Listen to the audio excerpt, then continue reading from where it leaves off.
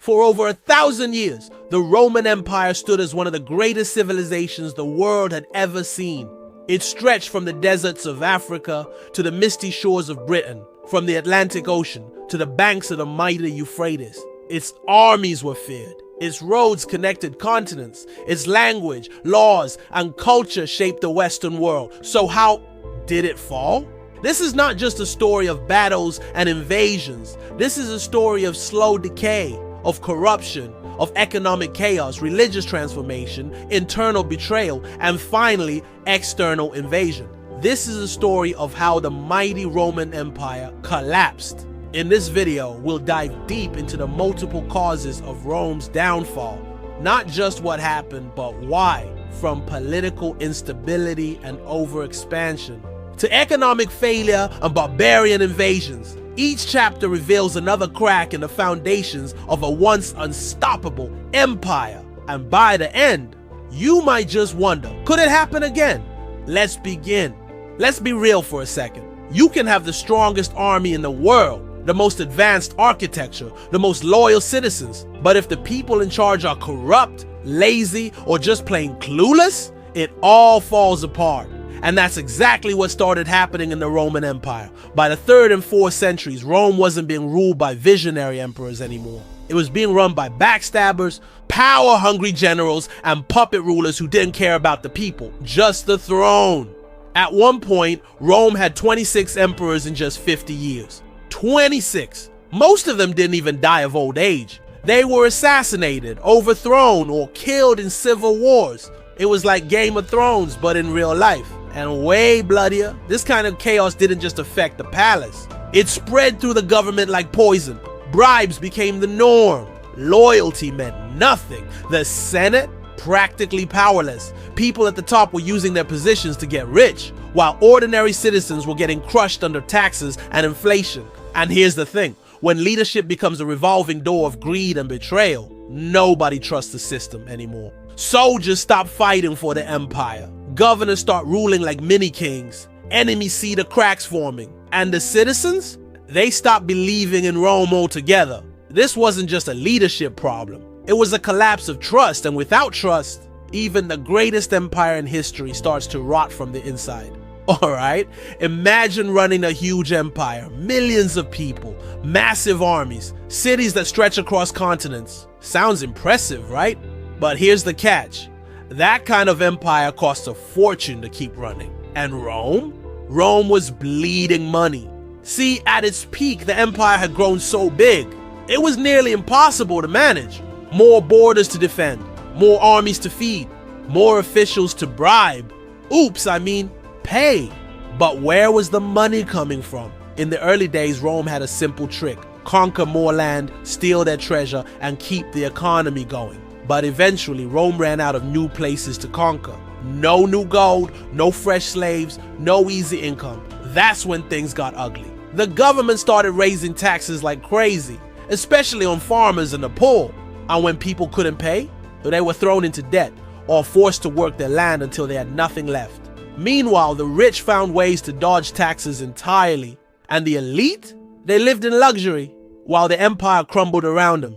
But wait, it gets worse. To make up for lost money, Rome did what desperate governments often do. They started printing more coins. Only problem?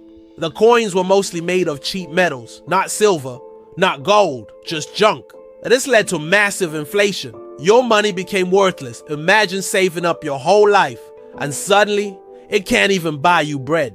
That's exactly what was happening. People lost faith in the economy, trade slowed down, markets collapsed, and once the economy falls apart, so does everything else. Armies don't get paid, roads stop getting repaired, supplies can't move, cities turn into ghost towns. Rome was still powerful on the outside, but on the inside, it was broke and broken. So, Rome was politically unstable, its economy was in ruins, its people were losing faith.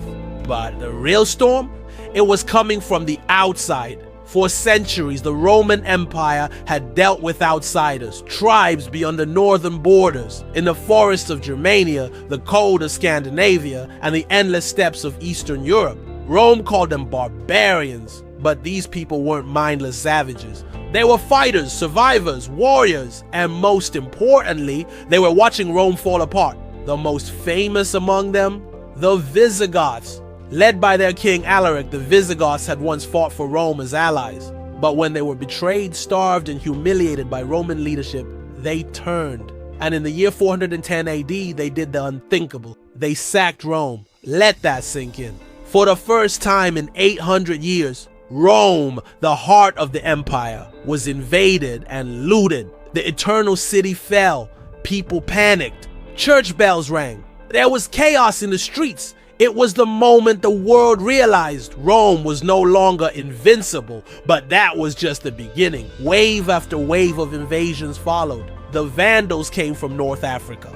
The Huns, led by the terrifying Attila, swept through Europe like wildfire, leaving destruction everywhere they went. Then came the Ostrogoths, the Franks, the Angles, and the Saxons. Each group carved away a piece of the empire, and Rome, it simply didn't have the strength to fight them all off. Its armies were thin, its borders were crumbling, and often the people defending Rome weren't even Roman anymore. Think about that. The empire that once ruled the known world was now hiring foreign mercenaries to protect itself.